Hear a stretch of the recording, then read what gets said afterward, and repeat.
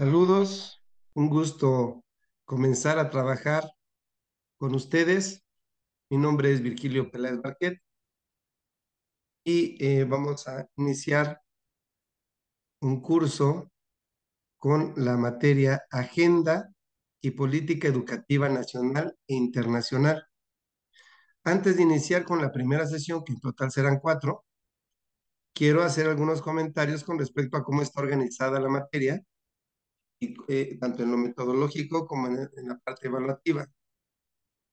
Para comenzar, bueno, esta información se les va a hacer llegar a ustedes, o ya las deben tener seguramente cuando vean este video, es la planeación didáctica.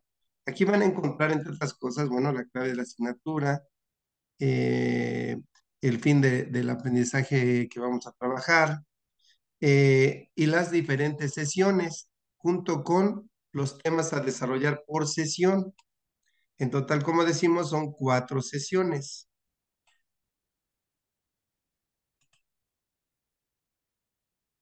Posteriormente al análisis de cada sesión, encontramos cómo vamos a trabajar los contenidos, a lo que le llamamos estrategia para el abordaje de contenidos.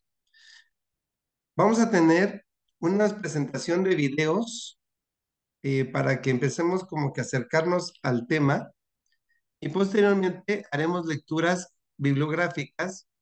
Los libros ya están para descargar, si pueden ver ustedes, déjenme, voy marcándoles para que sea más claro. Con el láser podría ser. Aquí podemos ver los textos y aquí están los links para que ustedes descarguen todos los libros. Eh, entonces digo, ¿cuál es la estrategia por sesión? Primero lo que vamos a hacer es ver los videos que cada sesión van a estar al inicio, leer los libros y conforme las páginas que se marquen, que vienen, ahorita lo vamos a ver. Luego ver este video, los videos que yo les comparto a ustedes, que son simplemente para reforzar. Y una vez que han trabajado todo esto, entonces realizar la actividad que corresponda y enviar la evidencia. Las evidencias que se tienen que mandar están detalladas en donde dice criterios de evaluación para acreditar el curso junto con sus valores. En la primera sesión tendrán que hacer un mapa conceptual, en la segunda sesión un labbook, en la tercera sesión, perdón, una reflexión de aprendizajes logrados. En la cuarta sesión, un ensayo sobre las lecturas realizadas. Y ahí vienen los valores. Las primeras 3 actividades valen 20% respectivamente y la última 40% con los tonos del 100%. Los recursos didácticos con los que vamos a estar trabajando son con audiovisuales, videos, presentaciones de PowerPoint y bibliografía. Aquí vienen, eso está en la planeación didáctica y también va a venir, o está más bien dicho, en las actividades a realizar por sesión se encuentran los instrumentos de evaluación. En este caso, por ejemplo, vamos a arrancar con un mapa conceptual. Aquí está detallada en la rúbrica cómo tienen que elaborar ese mapa conceptual. En la segunda entrega habrá un labbook. Aquí viene ya la información. Nos vamos a la tercera y cuarta sesión. En la tercera hay una reflexión de aprendizajes logrados y en la última es el ensayo. Para el caso del labbook y del mapa conceptual, a veces hay algunas confusiones, por eso es que les compartí los ejemplos para que ustedes los vayan trabajando. Muy bien. Esta es la planeación didáctica. Y a continuación tendremos, también se les va a estar llegando, las actividades por sesión. Por ejemplo, en esta sesión que vamos a arrancar el día de hoy, trabajaremos políticas educativas y políticas educativas en México. Viene propósito. Los temas a desarrollar, que ojo, cuidado, los temas a desarrollar no solo los van a encontrar en mi exposición, sino están en los videos, en las lecturas. O sea, el trabajo, digamos, es agrupar toda la información que vayamos encontrando para finalmente presentar un producto final, que en este caso es un mapa conceptual. En la parte de abajo ustedes pueden observar los libros que vamos a ocupar. Y cuando vean ustedes Cuando lean estas lecturas, se van a dar cuenta que mi exposición está relacionada con los libros, que es un simple, insisto, reforzamiento. Con algunos comentarios que agregaremos. Entonces, esos son los temas de desarrollo. Ahí están. Ahí está el mapa conceptual, que será con lo que la primera evidencia que tendremos que enviar. Y ustedes van a encontrar en este documento que les enviarán, van a ver todos los videos de inicio, vienen con sus respectivos links. Hay que revisarlos todos. Luego, hay que realizar las lecturas. Aquí está el trabajo de Tello y el trabajo del Instituto Nacional para la Evaluación de la Educación. Ahí vienen las páginas que tienen que leer, porque en la rúbrica del mapa conceptual, que en las demás rúbricas va a ocurrir lo mismo, uno de los requisitos es que contenga información de todas de todos estos recursos y de todos estos materiales que estamos entregando. Se recomienda al final revisar el video de un servidor que le estoy entregando en este momento, y ya con todo esto, ahora sí elaborar su mapa conceptual con base en la rúbrica y el ejemplo correspondiente. Eh, Si hubiera alguna duda, bueno, pueden acercarse al instituto y ahí me harán llegar sus comentarios. He procurado que la presentación sea bastante amable y muy fácil de digerir, pero no importa si tuvieran algún comentario con gusto. Muy bien. Sesión número 1 de la asignatura Agenda y Política Educativa Nacional e Internacional. Hoy vamos a hablar de políticas. Voy a estar rayoneando esta presentación. También se las vamos a mandar la presentación de PowerPoint por si lo ocupan, pero ahorita voy a estar haciendo algunas marcas para irnos acompañando en el proceso. Ojo, importantísimo. Estas presentaciones vienen cargadas de contenido porque el objetivo básico es casi de alguna manera estar leyendo juntos el documento, haciendo pausas, analizando, detallando, em, para que sea más próximo para ustedes cuando lean ya el libro directamente. Muy bien. El tema de hoy de la sesión 1 es políticas educativas y políticas educativas en México. Aquí tenía dos opciones. La primera era simplemente poner algunas definiciones, sin embargo, vamos a perder el sentido y contexto de las cosas. Los conceptos no son entes universales y ahistóricos. Todo concepto está vinculado a una realidad y cuando cambia esa realidad, también se modifica el sentido del concepto. Por lo tanto, un diccionario pues nos queda muy de fuera, sería muy elemental. Los conceptos son históricos y son dialécticos, porque como me permiten explicar la realidad, con esa explicación también me involucro y transformo mi propia realidad. Esta sesión se va a meter mucho en esta parte, en el análisis sociohistórico del concepto, que es la base del arranque de la materia. Si no tenemos en conciencia la necesidad de historizar los conceptos, entonces estamos hablando de una reproducción simple y reduccionista del discurso y de la teoría, por supuesto. Comencemos ya con este pequeño comentario. Habla. Políticas educativas, me dice, o política educativa. Tenemos política educativa, pero fíjense qué interesante. La materia es agenda y política educativa, pero me habla de políticas educativas. Y entonces cualquiera podría pensar, pues que simplemente política educativa es el singular y políticas educativas es el plural. Por eso es importante no avanzar desde el sentido común. Vamos a analizar.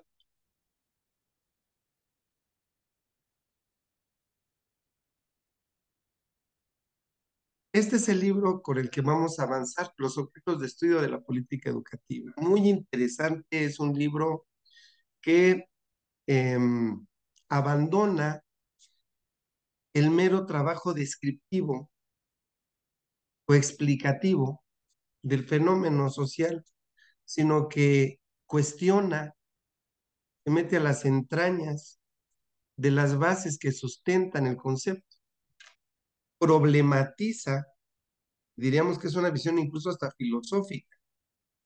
Bien, hablemos entonces. Dale, 2010, propone las siguientes cuestiones de las, ojo, políticas educativas. ¿Cómo hacerlas? ¿Cuáles serían sus fines sociales, económicos, políticos y educativos, tanto manifiestos como latentes? ¿Con qué modelo de coordinación de la gobernabilidad educativa tendrían que trabajarse? ¿Quién las va a elaborar? ¿Con qué dependencias de trayectorias sectoriales y culturales van a ser problematizadas, decididas, administradas y gestionadas? De favor, les pido que esto lo revisen con calma, lo asuman con calma, lo reciban con una visión crítica, porque pareciera entonces que las políticas públicas, educativas, perdón, las políticas, igual que las públicas, que las políticas educativas, que son públicas, cayeran de la nada, o fueran decisiones casi dogmáticas, o fueran decisiones incluso reveladas por una visión religiosa, y no es así. Y miren, ¿cuántas veces pensamos que lo que hace la institución es el deber ser? No se cuestiona. Y si lo aterrizo digamos, a elementos más próximos en la labor docente, por ejemplo, me llegan oficios o me llegan cursos, o ahorita que está de moda los cursos, llegan 1000 cursos, me llegan 1000 evaluaciones, y pues las hago porque las pide la institución. Parecía que la institución es una persona y que la institución no se equivoca y que la institución sabe por qué hace las cosas. Pareciera que la institución, por tanto, no fuera humana. Cuando hablo de humano, hablo de toda esta interrelación social y de poderes políticos, económicos, sociales, culturales. Las cuestiones de las prácticas educativas para Deglis. ¿Quién está enseñando o aprende a través de los procesos explícitamente concebidos para promover aprendizaje? ¿Quién está enseñando? ¿Qué aprende? ¿Cómo lo aprende? ¿Por qué lo aprende? ¿Cuándo lo aprende? ¿Dónde lo aprende? ¿A partir de quién? ¿En qué circunstancias inmediatas y condiciones más aptas? ¿Con qué resultados? ¿Cómo? ¿Por qué? ¿Y para qué fin esto es evaluado, el aprendizaje? Esas serían cuestiones prácticas educativas. Y pareciera que pues no hay nada normal, nada, está bien, en una escuela se enseña, en una escuela nos dan un programa, hacemos nuestras planeaciones, damos nuestras clases, los alumnos aprenden o dicen que aprenden, eh, nosotros evaluamos o decimos que evaluamos, calificamos o decimos que calificamos. Y finalmente, pues se da el proceso de enseñanza-aprendizaje, pero realmente así funciona. Y entonces vienen las cuestiones de problematizar. Hay condiciones objetivas en relación a un conjunto de dinámicas de interpretaciones subjetivas. A ver, permítanme, fíjense nada más. Hay condiciones objetivas en relación a un conjunto de dinámicas de interpretaciones subjetivas. Y esto rompe ya con muchos conceptos. Cuando viene la planeación didáctica, normalmente, ¿qué hacemos los maestros? Pues copiar y pegar. Sin embargo, el maestro piensa, estos temas no van a poder los alumnos, esto es mucho, pues necesitaría de 15 años para enseñar esto, los alumnos vienen terribles. Y pareciera que por un lado está la planeación didáctica y por otro está la interpretación subjetiva del docente o la interpretación subjetiva de la dirección, la supervisión, las autoridades educativas, los padres de familia y del propio estudiante. Es decir, que nosotros tenemos una percepción, construimos desde nuestra realidad una percepción de los fenómenos que ocurren alrededor. Y eso genera una vinculación con las condiciones objetivas con que se va a dar este proceso con la escuela. Lo material, lo estructural y lo relacional, aquí es importante esta palabrita, lo relacional, precisan ser incorporados al análisis de las políticas para comprender la política en acción en el nivel institucional. No entendí. Tengo una escuela, tengo un programa, tengo cargos jerárquicos, tengo relaciones laborales, tengo desempeños docentes, tengo desempeño de los estudiantes. Sin embargo, si yo no abordo la interpretación subjetiva y las relaciones subjetivas que se dan entre sujetos, ojo, quieren un ejemplo, métanse a la hora del receso a la sala de maestros o donde se toman su café. Y ahí van a encontrar estas dinámicas de interpretaciones subjetivas que además generan lo relacional. Es como yo me relaciono con los otros. Platiquen un día con las autoridades, la dirección, supervisión, cuando están ahí echándose su café. Escuchen lo que platican. Por tanto, estas dinámicas y estas relaciones que se van generando y construyendo, tendrían que empatarse con las mismas políticas que pretenden aplicarse en una institución. Es decir, tienen que eh, integrarse, porque si no, la percepción subjetiva, la interpretación subjetiva, se queda guardada en el imaginario colectivo y luego llega pues a reventar en simulaciones, en negaciones, eh, finalmente no terminan por aportar o abonar al sentido de la educación y a su importancia. Hablo en todos los niveles, ¿eh? Aquí no nada más vamos a pegarle al maestro, hablo en todos los niveles, eh, incluyendo el propio estudiante.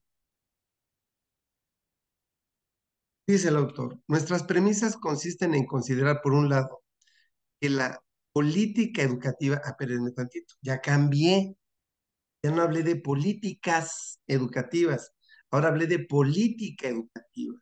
Entonces resulta que tenemos dos eh, elementos, la política educativa y las políticas educativas. Y en el texto que ustedes van a leer, van a encontrar cómo se empieza a hacer este detalle donde se comparan estos dos conceptos. Por un lado, la política educativa es un campo teórico y se define a partir de la perspectiva y el posicionamiento epistemológico de quien le interpreta o caracteriza. Es un campo teórico, la política educativa.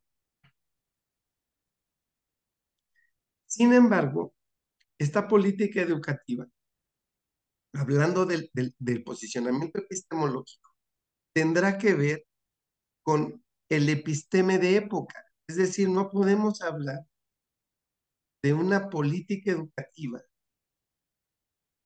en el siglo XIX y hablar de una política educativa hoy.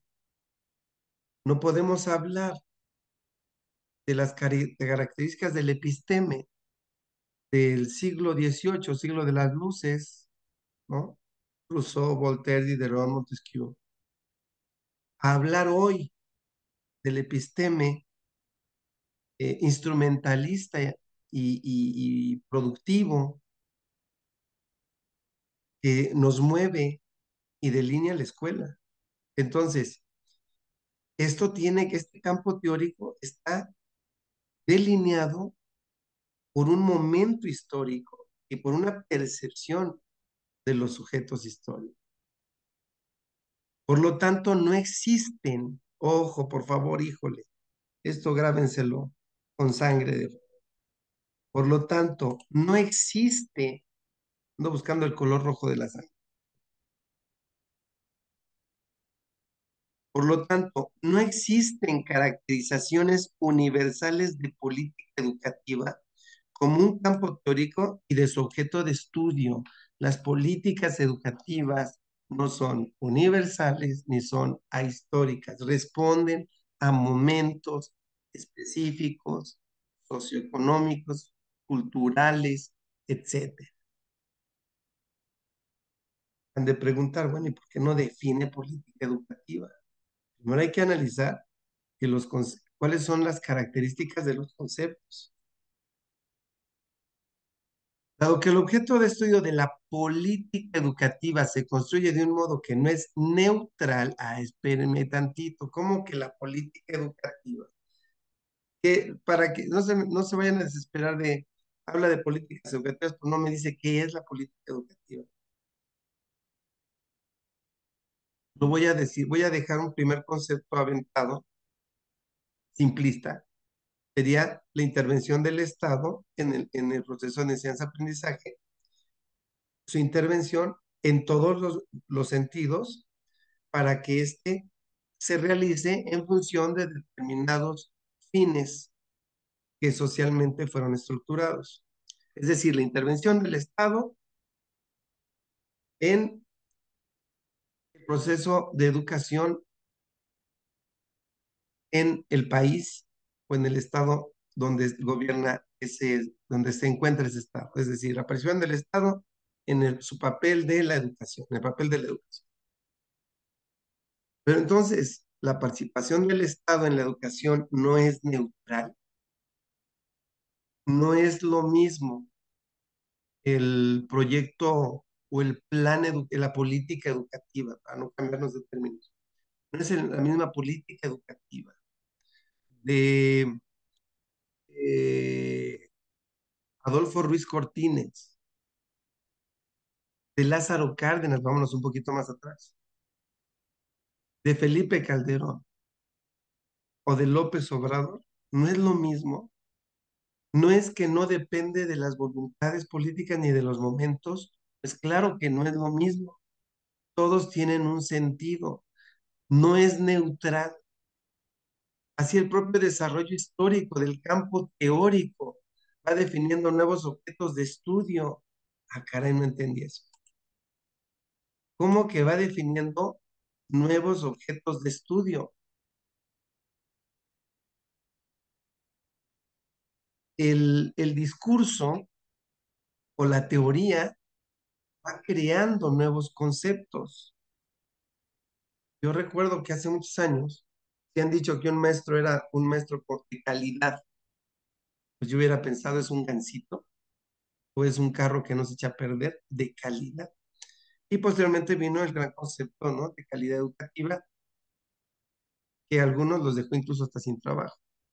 Entonces, se van definiendo nuevos objetos de estudio o transformando el existente a modo de lo que Kuhn denominó como paradigma, es decir, la institución, agradeciendo a Kuhn, la institución construye verdades que son filtradas a la sociedad, paradigmas, verdades institucionalizadas. Y el docente, el director, el supervisor, la población, los empresarios, el mundo social, entra en las dinámicas de la política educativa que se establezca en ese momento. Pero esa política educativa parte de un contexto donde se define el objeto de estudio de esa política educativa, lo que Michel Foucault menciona como episteme de época. Recuerden, recordando a Michel Foucault, quién es el que debe estar en la cárcel o en el manicomio, depende el episteme de la época, o sea, de qué es lo que percibo la sociedad socialmente, qué percibimos como bueno o malo, pero por los tiempos establecidos, si permitiéramos a una persona comportarse desde la visión de Montesquieu, seguramente lo hubieran metido a la cárcel ahorita. Si el gobierno no te garantiza libertad, igualdad, fraternidad, pues destruye esas ideas de Rousseau, siglo XVIII, Ilustración. Pues ahorita serían como muy exageradas, ¿no? Definimos la política educativa en singular como el campo teórico que va a visualizar el trabajo de la educación en una sociedad. Es el campo teórico, pero recuerden, la teoría no es universal, no es dogmática, es paradigmática. Y las políticas educativas en plural como la realidad sociopolítica. Las políticas educativas son el objeto de estudio de la política educativa. Pues la política educativa, que es teórica, va a aplicar, va a aterrizar a una realidad específica social, con todo lo que esto involucra, a través de las políticas educativas. No debemos confundir los procesos políticos y sociales con las herramientas para pensarlos. Es decir, los procesos políticos y sociales se involucran con las políticas educativas, pero la herramienta para pensar sería nuestro marco teórico, es la teoría. El objeto de estudio de la política educativa es, como dijimos, las políticas educativas, en tanto la propia realidad socioeducativa en sus múltiples dimensiones.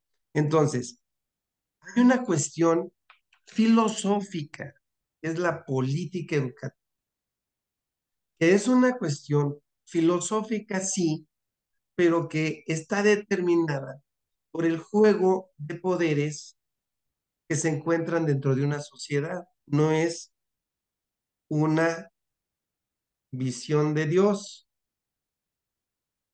pero quien se va a confrontar con la realidad socioeducativa, quien se va a enfrentar a las múltiples dimensiones sociales ya de lleno, son las políticas educativas.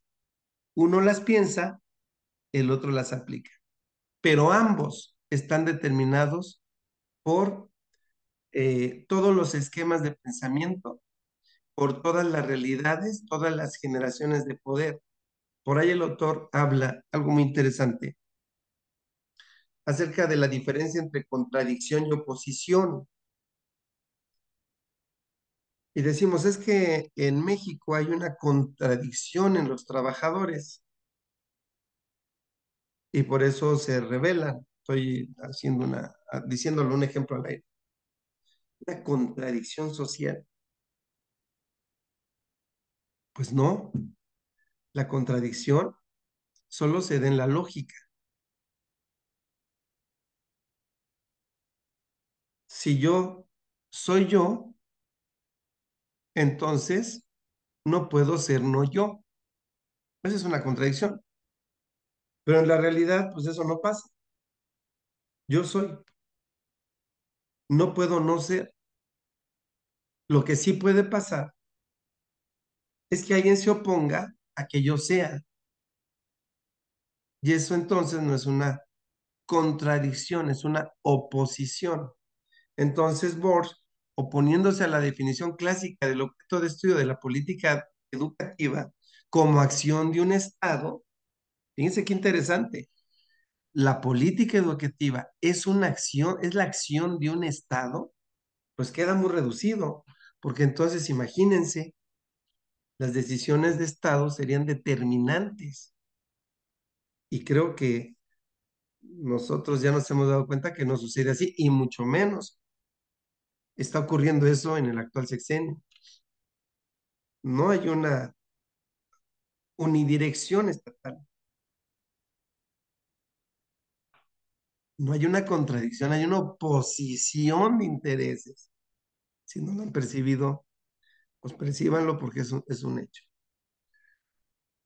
Cada vez se hace más difícil sostener el modelo tradicional del objeto de estudio de la política educativa, dado que el campo está cada vez más congestionado, saturado, nuevas relaciones, nuevas formas de relación están siendo establecidas en la política y en relación con ella. Hay un montón de pensamientos opuestos por intereses propios particulares. Hay problemas para asumir un sentido único y lineal de una política educativa que construya políticas educativas que dirijan resultados únicos o trabajos únicos. Pregunto, si entre los que me escuchan hay supervisores, directores, maestros, solo estudiantes, de verdad, todos ustedes están pensando lo que piensa el Estado y lo están cumpliendo al pie del cañón. Estamos siendo influenciados por los medios de comunicación.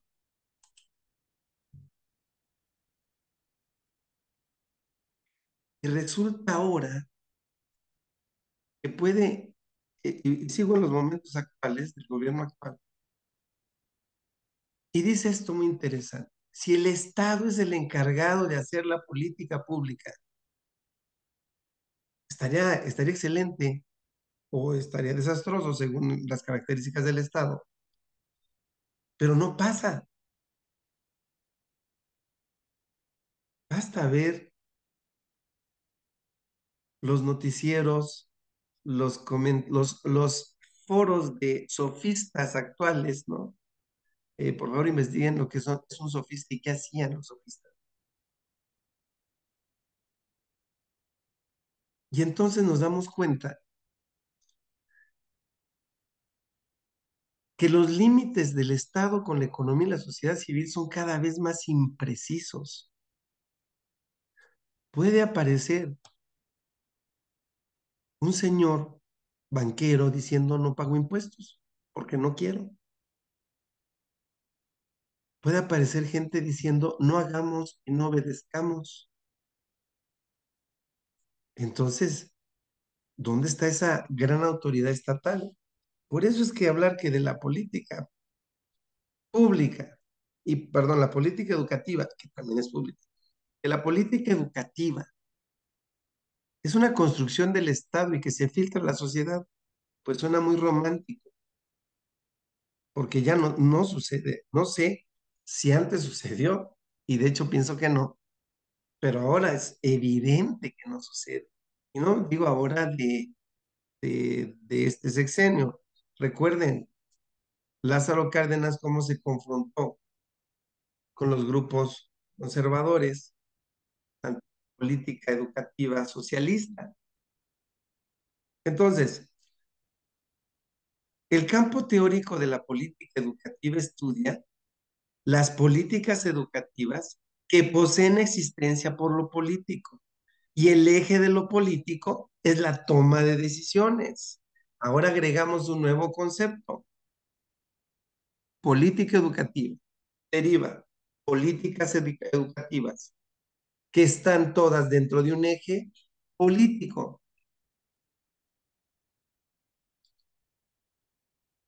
Todo tiene que ver con política. Y entonces yo puedo hablar de un montón de cuestiones políticas educativas, las políticas docentes, las políticas de financiamiento educativo, las políticas de desarrollo curricular, etcétera, de reforma educativa, de evaluación educativa. Ustedes lo vivieron y bueno, un servidor también. Cuando se pretendió remodelar y reconfigurar el papel del docente. Y esta es una historia muy reciente, ¿eh? Todo eso puedo trabajar desde las políticas educativas. O sea, las políticas educativas no solo van hacia un bien directo, en este caso, por ejemplo, del docente, todo depende de cómo esté configurado el interés del Estado y la conjunción de diferentes fuerzas sociales políticas, económicas, todo depende. Hay una enorme movilidad de las políticas públicas en educación, lo cual pareciera el swarming, de la palabra swarm, que es un enjambre, el swarming, que son las abejas. Pareciera que esto es como una licuadora que aventamos todo y todo se está revolviendo. Díganme si no es cierto, y no es de hoy, ¿eh? Y no es de hoy, que no se encuentra un sentido constante de intervención en la educación. Nos cambian palabras, nos cambian, pero esto me encanta esto. De repente, el mejor director, supervisor, asesor metodológico, profesor, los mejores son aquellos que aprenden las nuevas palabras que tienen que usar y las dicen como, parece que se las inyectan en las venas. Pareciera que el juego es memorizar los discursos sin cuestionar, simplemente memorizar y obedecer. ¿Funciona?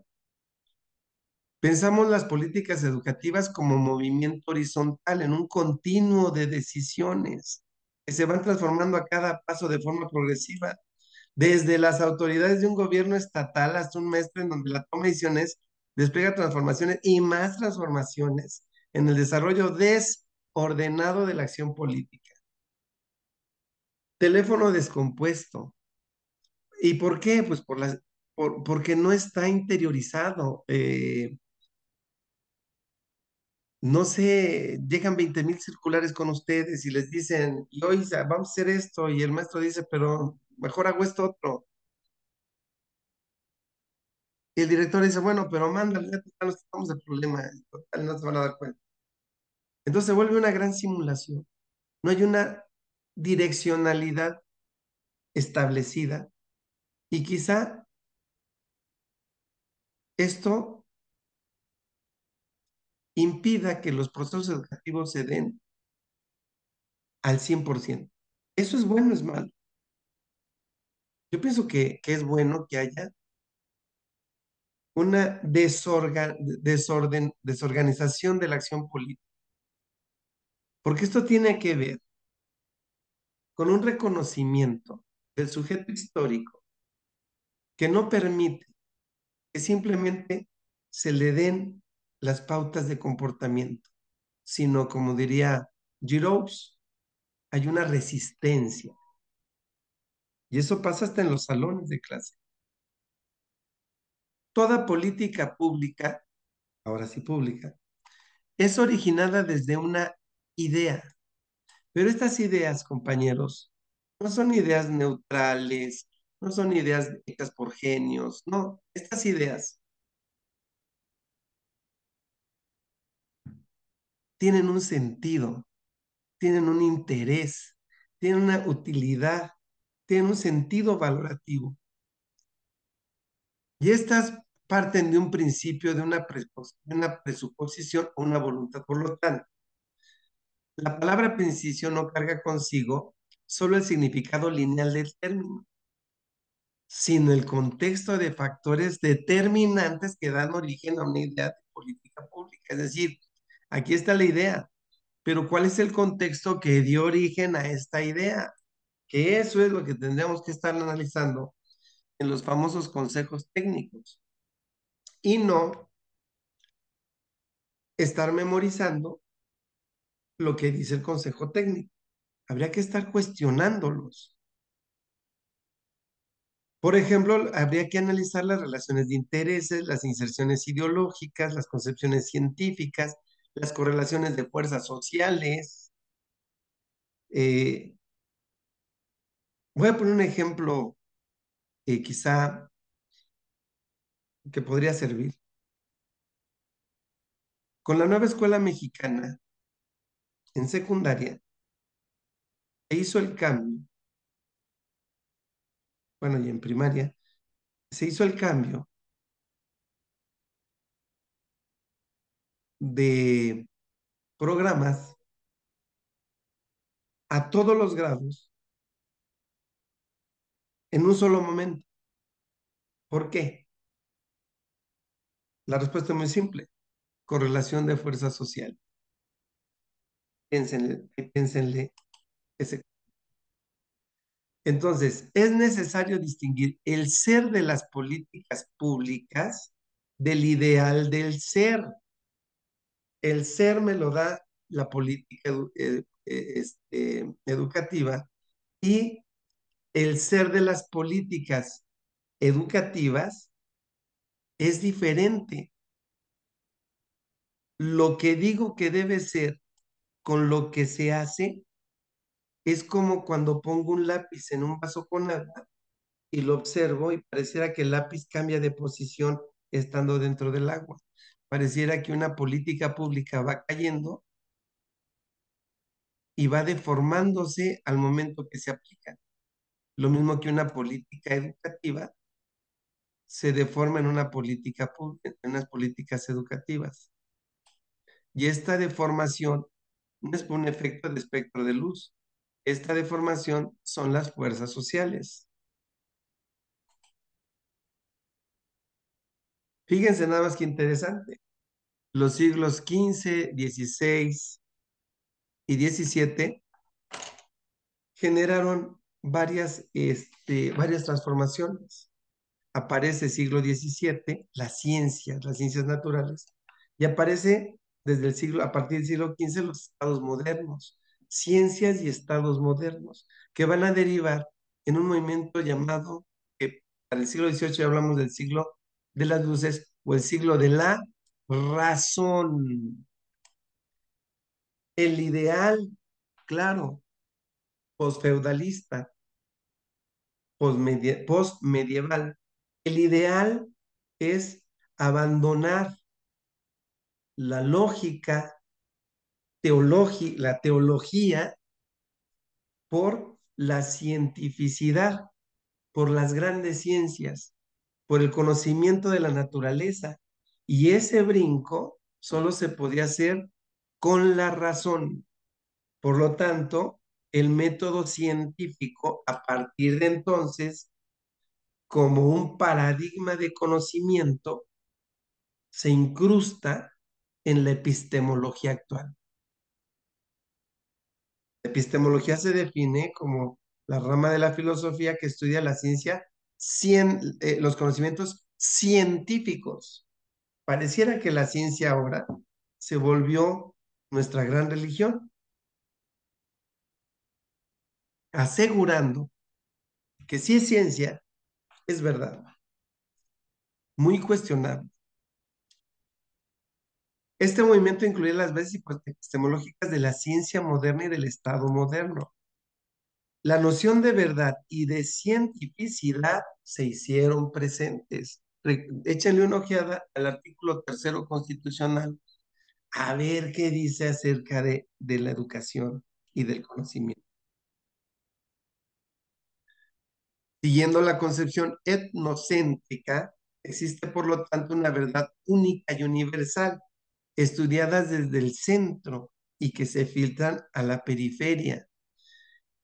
Resulta entonces que estas ideas de la política educativa está vinculada con concepciones de, del centro, el famoso, y son los mismos del siglo XIX con el imperialismo, el eurocentrismo. Ahora son los países, entre comillas, desarrollados, quienes van a marcar a través de sus instituciones financieras y educativas, van a filtrar estas visiones únicas y universales. Entonces ya tengo un problema. Si yo veo que la política del Estado es la que determinaba la política educativa, el Estado la determinaba, pues ahorita me doy cuenta que si hay una cuestión etnocéntrica, pues hay una cuestión supranacional que va a infiltrarse en esta visión nacional que a su vez va a aterrizar en la política educativa. Vamos a estar siendo, de alguna manera, eh, movidos por una relación centro-periferia. Eso no solo en la educación, ¿eh? Eso se da en un montón de aspectos. Y entonces resulta que con la bandera de la ciencia, con la bandera de la ciencia, abandonamos los ideales de la razón. Con la idea de la ciencia, abandonamos las ideas de la filosofía, mejor dicho, más que de la razón de la filosofía, las ideas filosóficas. Bueno, la ciencia es, yo la llamo la hija malagradecida de la filosofía, porque la ciencia es filosofía. Y entonces aparecen los grandes positivistas, Saint-Simon, Comte, que reconocen el avance del pensamiento newtoniano y entonces vámonos ahora a hablar de los progresos. Concepto, el progreso, va a ser y el orden también, van a ser conceptos que se van a insertar en el pensamiento de la educación. Estudio para progresar. Visión científico-productiva.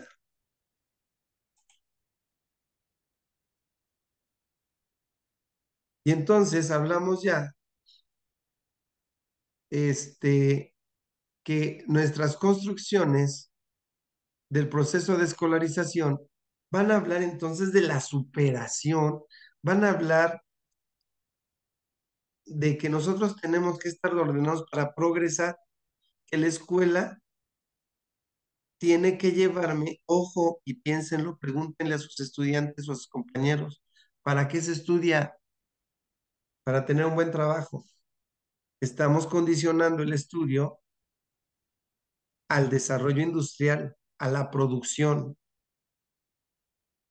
Estamos apostando a que la sociedad tiene que crecer, pero también estamos minimizando la singularidad en lo referente al saber y al ser.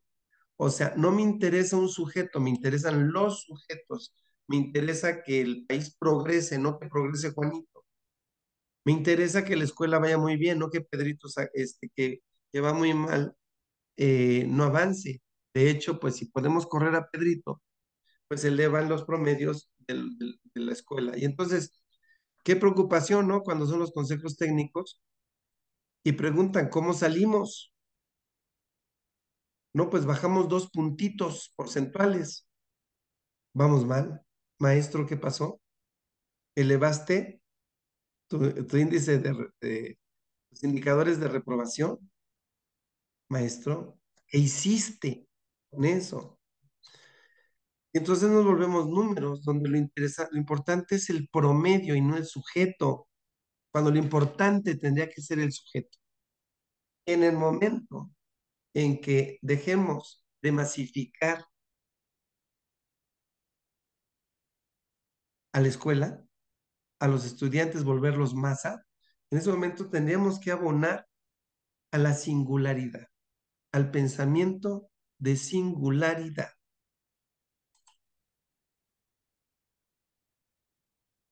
Con la consolidación del modo, los objetos de estudio de la política educativa hacen una caracterización del campo teórico en pro de producción capitalista.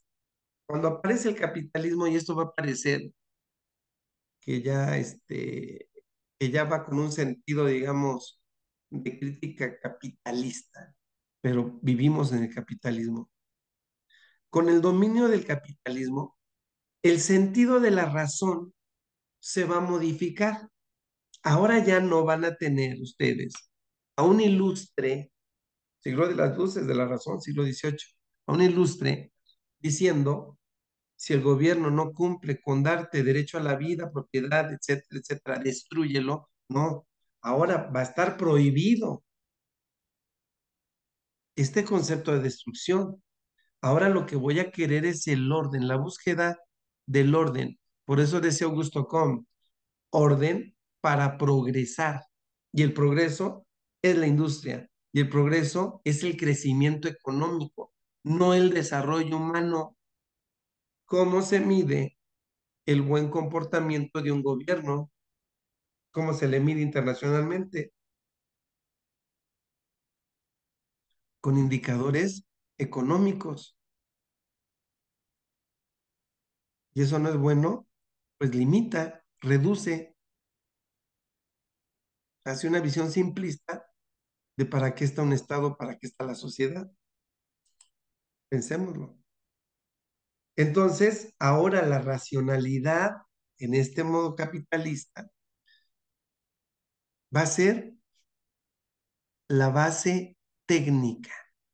Y entonces, compañeros, ahora dicen, ¿cómo ve el niño en matemáticas, en razonamiento científico? Pero no preguntan cómo ve el niño en filosofía o en literatura. Esto va quedando atrás. Y si el niño saca 10 en matemáticas, alabado sea el Señor. Si el alumno saca 0 en filosofía, ¿y esa para qué sirve? Si es de cultura general, llegan a decir los padres. La racionalidad ahora es industrial. Por lo tanto, la política educativa va a tener una visión industrial, va a tener una visión técnica.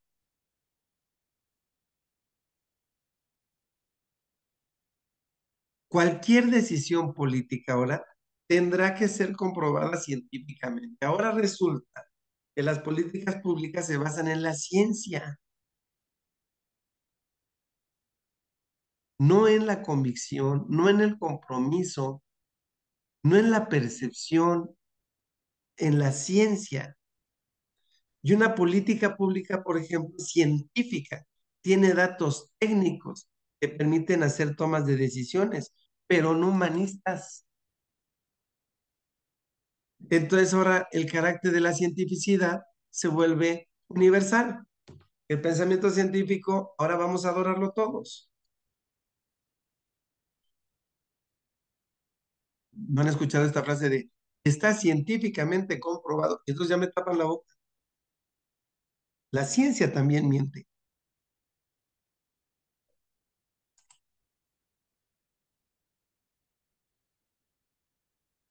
Ahora fíjense, ahora todos los debates, las identidades individuales y colectivas, lo académico, entran en un colapso, ¿no? Entran en un gran colapso de la razón. Esta es una cuestión. Les recomiendo mucho que lean el texto del hombre unidimensional de Marcuse. Pero el que está ahí en la imagen no es Marcuse. Ahorita me acordé porque vi lo de la teoría crítica de la escuela de Frankfurt. ¿Qué está pasando ahora? Y recomiendo el hombre unidimensional, por favor, si pueden, léanlo, sirve mucho. Lo colectivo se fue sobre el individuo. La masa está primero que el sujeto. Y el sujeto, que es sujeto, pues pierde sentido. El sujeto que es masa adquiere forma. Sin embargo, la forma, pues, es la forma de masa. Ahora, la economía global, ahora va a ser una cuestión económica. La escuela se volvió una cuestión económica, meramente económica, solamente económica. Y en ese sentido, pareciera que la economía está en todos los aspectos, hasta en el aspecto metacognitivo. O sea, hemos comprado la visión del hombre económico sobre el hombre social. Y esta visión de economía global le va a pegar a las políticas públicas nacionales. Claro, por supuesto. Y entonces hay un proyecto de capitalismo globalizado que va a intervenirse en las acciones del Estado y va a definir las políticas públicas educativas. Creo que estamos cruzando perfecto por el proyecto del capitalismo global se vuelve el agente definidor de las políticas públicas educativas. Y entonces resulta que va a ser la capacidad técnica el parámetro de elaboración de esas políticas. ¿Se imaginan dónde nos estamos parando? ¿Y qué habría que cuestionar de la política educativa? Y aparecen movimientos insurgentes y que además estos movimientos insurgentes, que se les va a llamar contrahegemónicos, porque la hegemonía la está teniendo, esta economía globalizada es la que está teniendo la hegemonía. Aparece la contrahegemonía, donde ¿qué se está buscando? Fíjense, recordarán ustedes el movimiento de los maestros de Oaxaca, mi gran reconocimiento para ellos. Cuando se intentaba hacer una evaluación, aplicarse a nivel nacional, sin considerar los aspectos particulares o singulares de cada comunidad. Y decían, bueno, es que todos tenían que saber todo, ¿no? O sea, todos tenían que saber lo mismo. Es más, en dos escuelas deberían saber lo mismo. En un perfil de egreso todos tenían que saber lo mismo. Les pregunto a ustedes, ¿de verdad eso ocurre? ¿En las escuelas de ustedes salen los alumnos con el mismo perfil de egreso o entran con el mismo perfil de ingreso? ¿De verdad? ¿De verdad los estudiantes en su clase salen sabiendo lo mismo? Los que sacaron 10 saben lo mismo y los que sacaron 5 no saben lo mismo. Hay un intento de rescatar la individualidad, la diferencia y la singularidad. Parecernos menos masa nos hace más sujetos. Y entonces el ideario no liberal combina las libertades individuales, ¿no? Aquí en este juego resulta que me masifican, pero me venden la idea que mi fracaso de yo masa es responsabilidad mía como sujeto individual y singular. Toda la estructura masifica y todos los fracasos de esa masificación se le van a cargar al sujeto desde la singularidad. Y entonces el maestro le dice al alumno, ¿qué te pasó, Juanito? Si les di bien la clase, hice esto, ¿por qué reprobaste tú? Es tu responsabilidad. Tú eres el culpable. Pero lo mismo le dicen al maestro. ¿Sabe qué, maestro? Pues ya le agradecemos que haya trabajado con nosotros, pero pues es que usted ha tenido muchos problemas. Me venden como masa, pero me cobran como sujeto individual. Me venden desde la pluralidad y me cobran desde la singularidad. La política pública masifica, pero los fracasos de ella se le cobran a las personas de manera individual.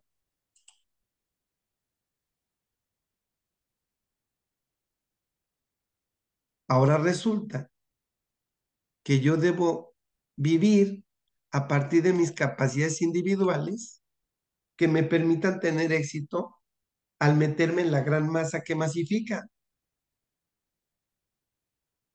Me educan como masa, pero me dicen que si fue un fracaso social es porque no tuve capacidades individuales.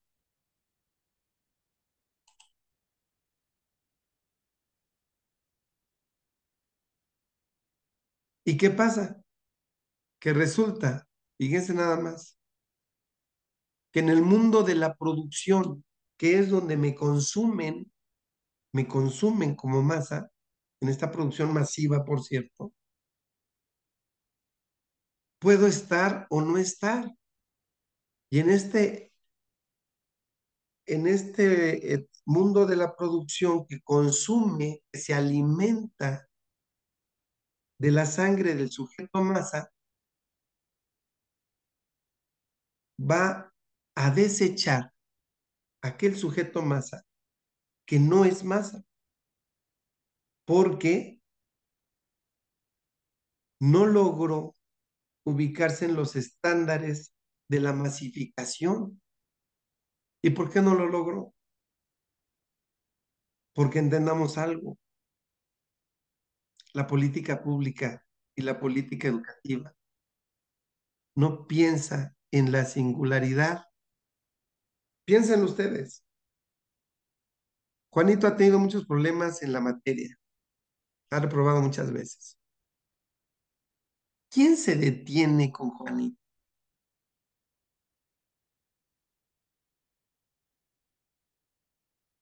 Pareciera de suerte que cuando entra un grupo a un salón de clase, esté al nivel del promedio, porque si no estoy a ese nivel, no hay las estrategias reales para impulsar o desarrollar en particular a aquellos que están teniendo el reto de acercarse al promedio. En la curva de la normalidad tenemos el eje central, media, moda, mediana, la curva de la normalidad, el eje de la normalidad. Y culturalmente establecemos el lado positivo y negativo de las desviaciones estándar. Entonces, quien se quedó del lado positivo, pues vendrán diplomas, pero quien se quedó del lado negativo va a perder. Y entonces decimos, bueno, pero no hay problema, vamos a hacer la inclusión social. Hablamos de conceptos y el concepto se maneja a partir de las historias, ¿eh? Los conceptos se manejan a partir de las historias, de los contextos particulares. ¿Por qué hablar de inclusión si socialmente lo que tenemos es exclusión? Estamos haciendo un efecto de simulación. Es totalmente un efecto de simulación. Los excluidos no constituyen un grupo homogéneo, sino colecciones de individuos separados de su pertenencia colectiva. Hijo, compañeros, por favor, reflexionen esta frase. Reflexionen esta frase, por favor. Reflexionenlo. Reflexionen esto, por favor. Esto tendría que cambiar mi visión de mi papel como sujeto singular, individual, histórico, en mi trabajo, diría Jean-Paul Sartre, en mi trabajo como intelectual y no meramente como técnico de saber. Por lo tanto, la inclusión lo único que hace es confirmarme que hay una sociedad que vive de la exclusión.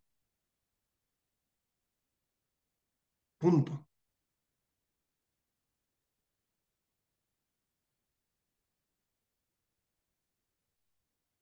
¿Qué trabaja una política pública? El comportamiento intencional, acción o inacción con sentido. Involucra a varios actores, decisores y operadores. En un curso de acción o proceso decidido por una autoridad formal, legal competente. Bueno, aquí tenemos que ver la cuestión de las legalidades. De manera obligatoria para la sociedad y con efectos en el sistema político y social. Productos, impactos. Eso hace la política.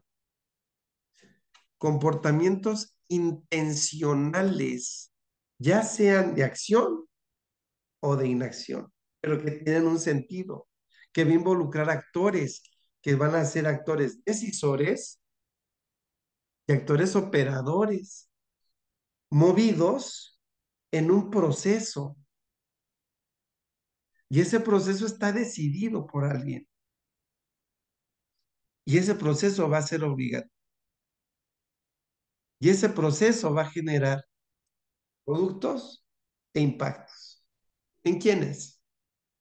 Pregunto, ¿en sus escuelas ha habido deserción? ¿Han hecho estudios de la autoestima de sus estudiantes?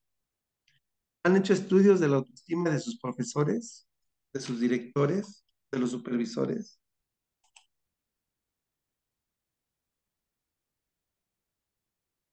Entonces, las capacidades del gobierno, porque recuerden que románticamente decimos que es quien es el principal responsable de la política pública y de la política educativa.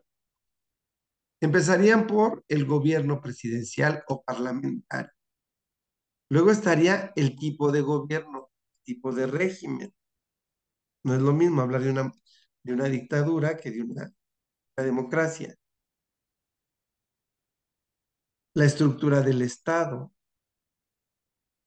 los antecedentes, las políticas, las creencias, la cultura. Importantísimo este concepto. Los dominantes entre líderes.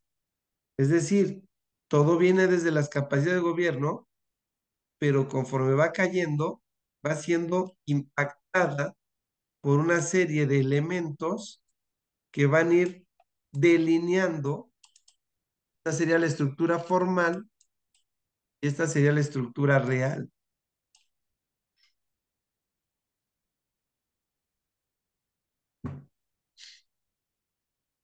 ¿Y cómo lo notamos? ¿Cómo van cayendo? Podemos tener filosóficamente el mismo sentido de educación, sin embargo, pensemos en diferentes países y sobre todo, por ejemplo, en los países donde hubo dictaduras, cómo, aunque la idea filosófica de educación pueda ser la misma, va a aterrizar dependiendo de todos estos elementos que acabamos de mencionar. Todo esto lo va a ir moviendo hasta llegar a sociedades donde se trabaja con escuelas privadas o con escuelas públicas y la manera como se trabaja el currículo, etcétera, los sistemas de clases, los modelos, los enfoques, las estrategias, todo se va moviendo. ¿Ok? Puede hablarse de las políticas educativas, las consideraciones teóricas acerca del objeto de estudio de la política educativa de España, cuando la mayor parte de las competencias educativas están a cargo de unidades subnacionales. Resulta que las políticas educativas van filtrándose, pero hay realidades que nos van moviendo, nos van moviendo. ¿Cómo? De verdad, les hago una pregunta. Las políticas educativas son las mismas, se reflejan, se ven, se observan en una escuela de Tecamachalco que en una escuela de Ajijilpan. ¿De verdad son las mismas? Con esta visión del federalismo, por ejemplo, de verdad en Tlaxcala y en Nuevo León, o en Oaxaca, o en Guerrero, o en Chiapas, aplican las mismas. las políticas públicas aterrizan igual. Y si no fuera así, entonces habría que hacer un estudio de qué es lo que va interviniendo, lo que va fracturando, o lo que va impactando el proceso de aterrizaje de la política educativa en sus políticas educativas. Y resulta, y resulta que la política tiene una intención, tiene una comunicación y tiene un impacto físico. La política. Y ahora resulta también que no solo tenemos, bueno, digo, esto no es nuevo, que no solo tenemos decisiones, como comentábamos hace rato, decisiones nacionales, sino también decisiones supranacionales. El Banco Mundial, Banco Interamericano de Desarrollo, la UNESCO, tienen una participación, una intervención de manera supranacional que incide en lo nacional y que lo va determinando. Por eso nos pareciera que tenemos eh, similitudes. Ustedes hagan estudios de qué se quejó nuestro de España y compárenlo con lo de México y parece que hablamos de la misma idea, porque hay políticas supranacionales que nos están filtrando a todos y tenemos axiomas fundacionales. El Estado como tal no es la fuente material de las decisiones políticas, por supuesto que no, sino una arena en la que muchos actores políticos están peleando. Por ahí tenemos el grupo de Vamos México, ¿no? Que está peleando el debate por qué hacer con la educación en México, curiosamente.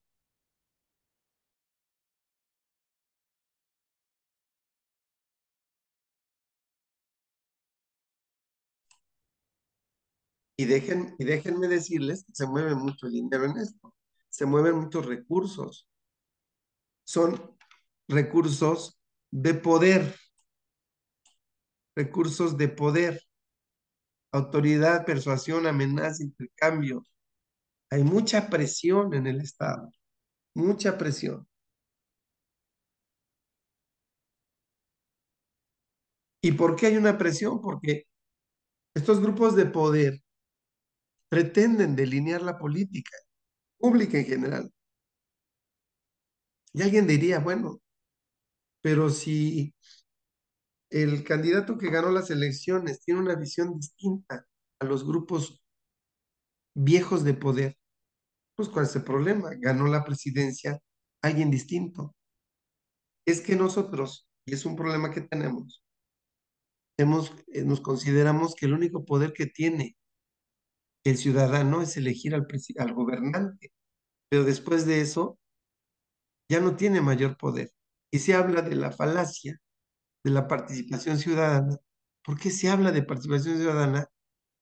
Es como el derecho a la educación o el derecho a la salud. Todos debemos tener derecho a la salud. ¿Qué es la frase correcta? No debería ser, todos tenemos salud, no derecho a la salud. Entonces, la participación ciudadana va a tener sentido cuando sea, no cuando se sugiera. Y esto, pues obviamente, las decisiones políticas son infiltradas por muchos grupos de poder. Ok, más o menos estamos en los mismos términos. Y este involucramiento, pues, provoca que se modifiquen los presupuestos políticos, filosóficos, pedagógicos, ideológicos al momento de implementar las políticas educativas. Dice, se utiliza de modo diferente política educativa y políticas educativas. La primera para referirse al campo teórico y la segunda para las acciones concretas del Estado. Ya lo habíamos comentado hace rato.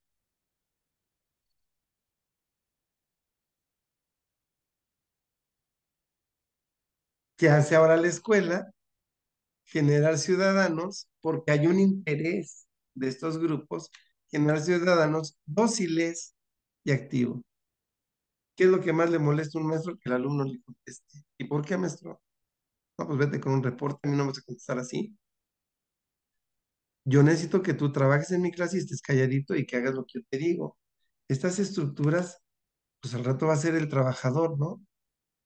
Esto me recuerda mucho y les recomiendo el video de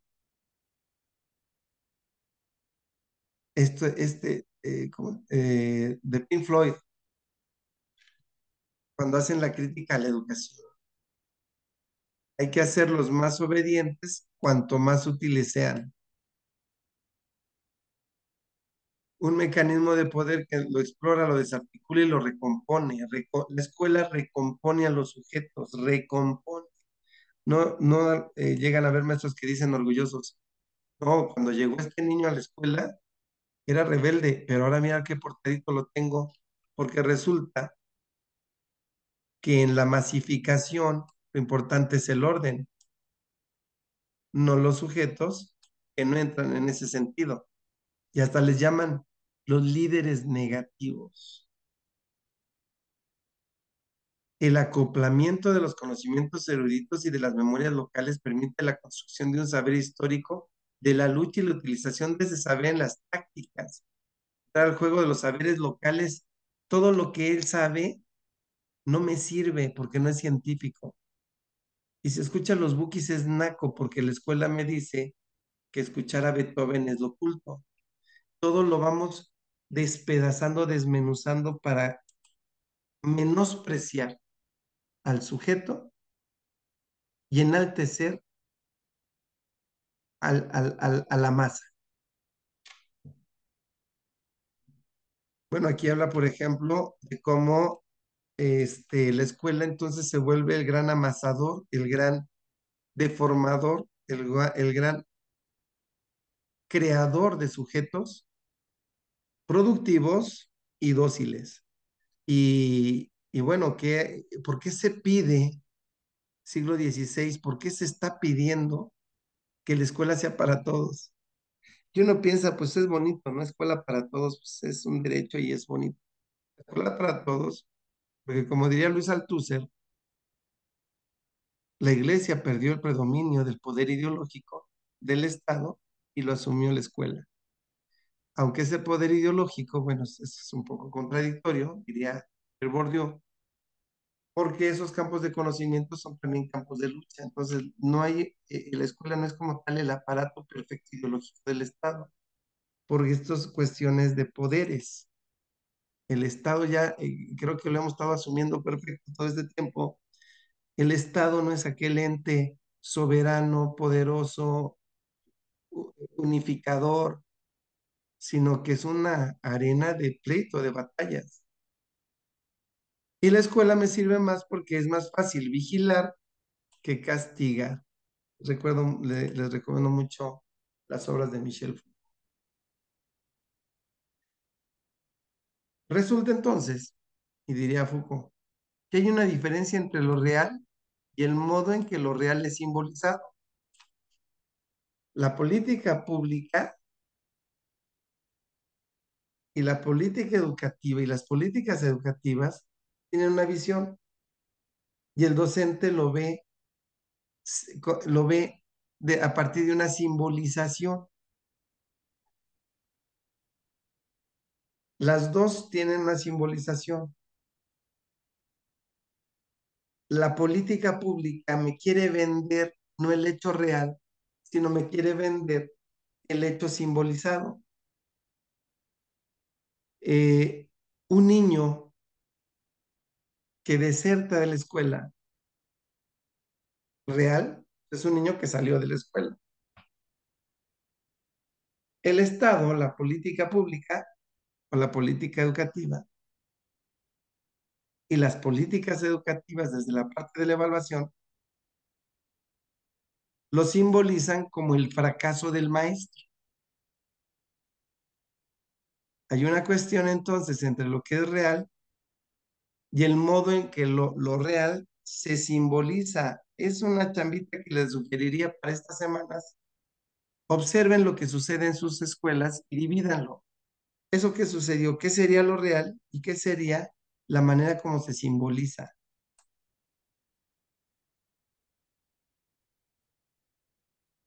¿Ok? Y esto nos va a generar la búsqueda de la normativización. Buscamos lo normal, buscamos frenar los discursos y las prácticas sociales conflictivas.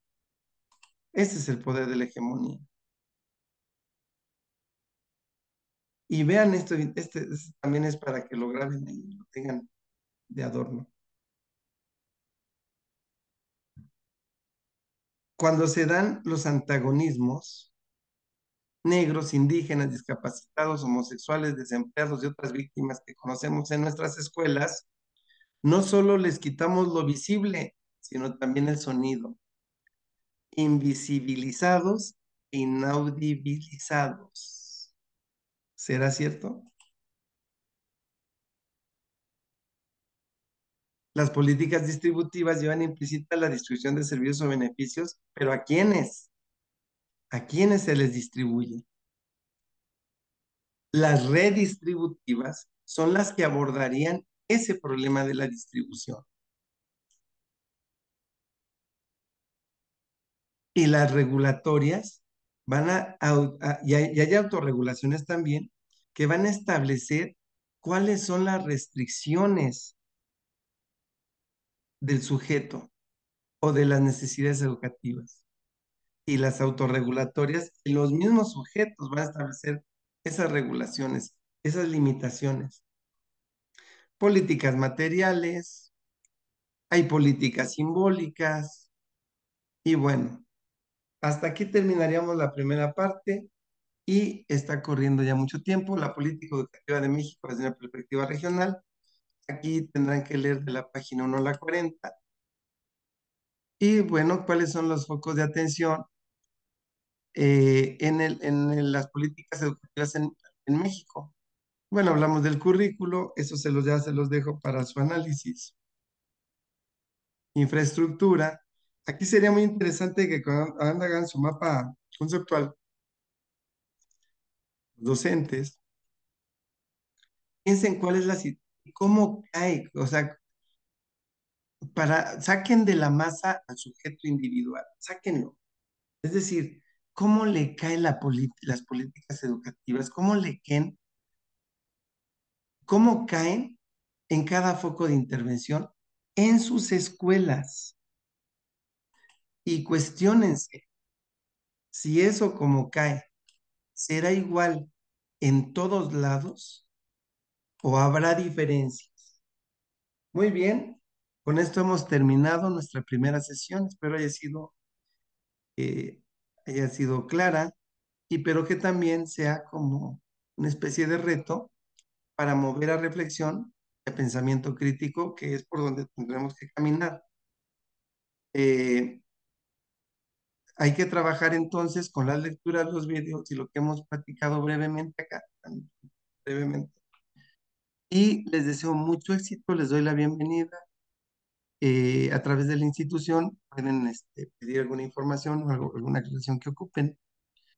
Pero, importantísimo, siempre vean todo desde una visión crítica. Por ahí vamos a caminar todas estas sesiones, desde una visión crítica. Todo el éxito del mundo y nos vemos en la siguiente oportunidad. Saludos y hasta luego.